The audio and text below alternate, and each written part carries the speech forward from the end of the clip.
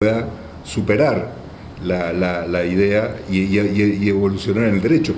El derecho ha evolucionado así. Europa tuvo derecho foral, esto es derecho consuetudinario, en toda su extensión. El origen del derecho implicaba cortar brazos, matar gente y un montón de cosas, hasta que esas costumbres evolucionaron y permitieron introducir justamente la protección del individuo frente al reclamo del otro. Por eso es que, digamos, si bien uno puede decir que la aplicación de un derecho consuetudinario determinado podría hoy ser violento desde el punto de vista de nuestra formación de considerar que los derechos individuales están por encima de todo lo demás, probablemente justamente esa concepción lo que permitiría es que las costumbres terminen evolucionando.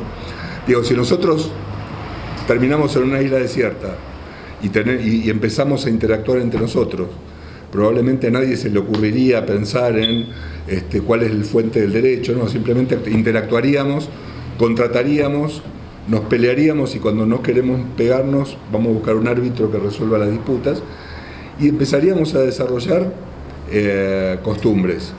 Si este grupo fuera el que va a esa isla desierta, muy probablemente las costumbres no serían salvajes, ni sanguinarias, ni irrazonables, porque nosotros tenemos ya una forma de pensar determinada.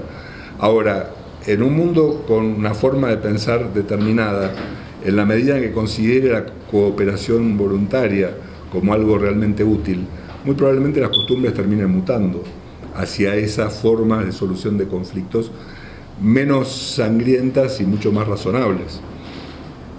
Por lo menos pienso que iría en ese sentido. Al menos la evolución del derecho en los tres sistemas que mencionábamos, el antiguo derecho romano, la lex mercatoria y el derecho anglosajón, fueron en ese sentido.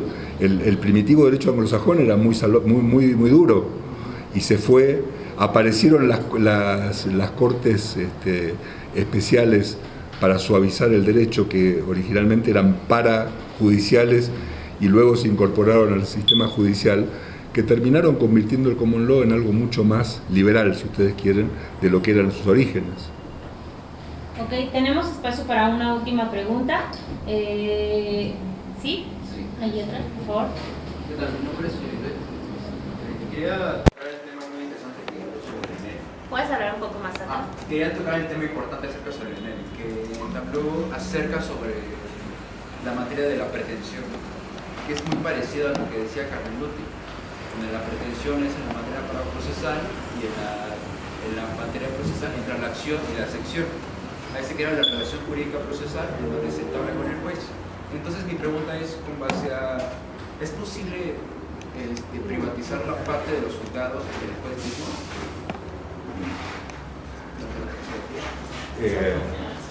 Sí, y de hecho yo creo que el mundo va evolucionando hacia dos cosas fundamentales. Una, la justicia privada sustituyendo a la estatal, que eso se ve cada vez con mayor intensidad y sobre todo en áreas del derecho donde normalmente los abogados somos muy ignorantes. O sea, alguien que tiene un contrato de un tema tecnológico muy complejo, normalmente no lo va a someter a los tribunales estatales de ningún país, lo va a tratar de someter a especialistas, árbitros especialistas en estos temas que le van a dar una solución mucho mejor.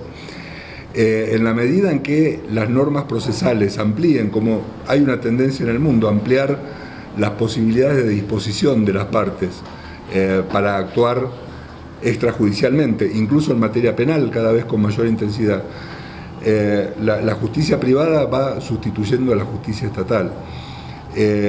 Y además, en esa competencia, en la medida en que se abra esa competencia entre la posibilidad de recurrir a árbitros versus la posibilidad de ir a la justicia, en la medida en que la justicia estatal se muestra manifiestamente ineficiente, porque es lenta, porque sus decisiones no son razonables, etc., la gente cada vez se va volcando más a buscar soluciones alternativas para resolver sus conflictos.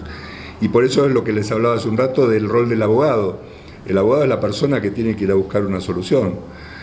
Me acuerdo, para poner tal vez el ejemplo más extremo de esto, a fines de del siglo pasado, en 1999, tenían a los 50 estados de Estados Unidos litigando contra las tabacaleras por los mayores gastos de salud pública como consecuencia de los problemas pulmonares, cáncer y todo lo demás, que ellos tenían que hacerse cargo por culpa del cigarrillo.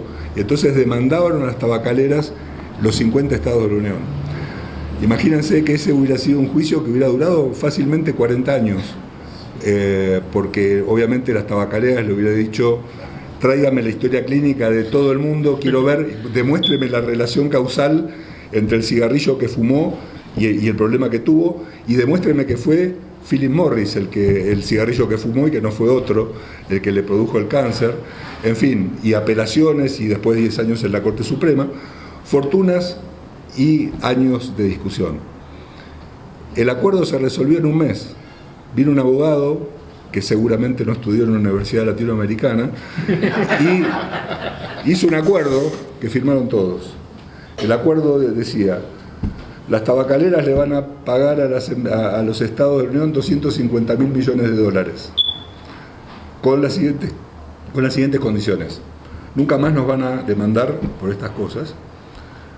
Solamente se van a fumar en Estados Unidos cigarrillos producidos por nosotros, o sea, cerramos el mercado, y además, como consecuencia de eso, le vamos a poner un impuesto a los cigarrillos, que es de donde van a salir los 250.000 millones, no los vamos a pagar nosotros, la van a pagar los fumadores.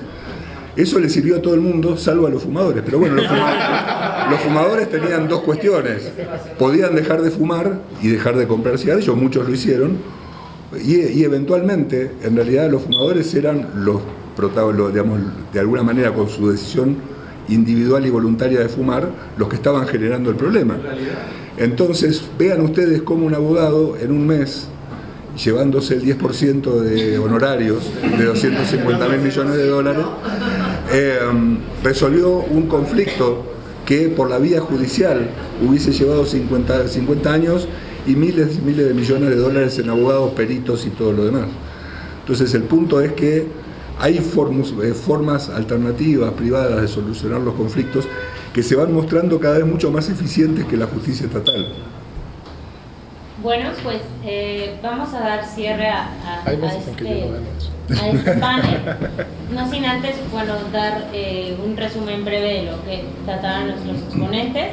El doctor Ricardo Rojas nos dejó como tarea a los abogados desarrollar una teoría del derecho con base a la praxeología y llevar las ideas de la escuela austriaca al derecho y bueno, también hacerlo extensivo a las demás ciencias sociales.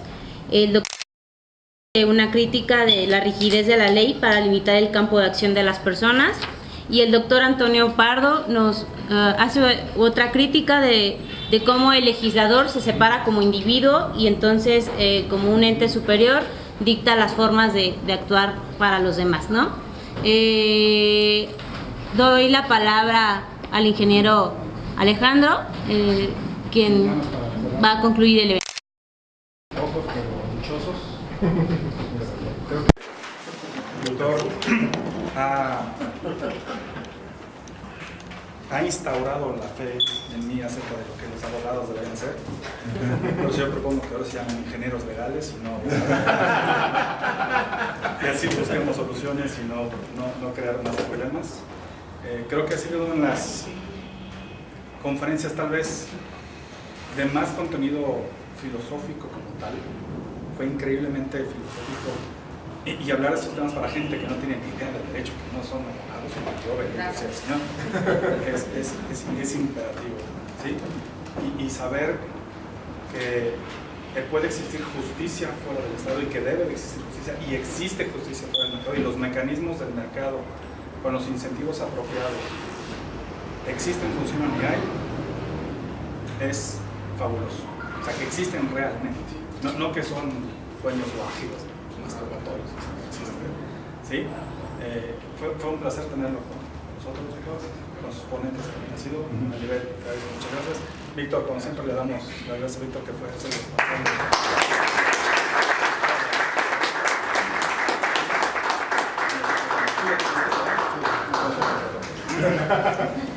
Muchas gracias, Juan. Gracias. Si se los firma, cóbreselos para que...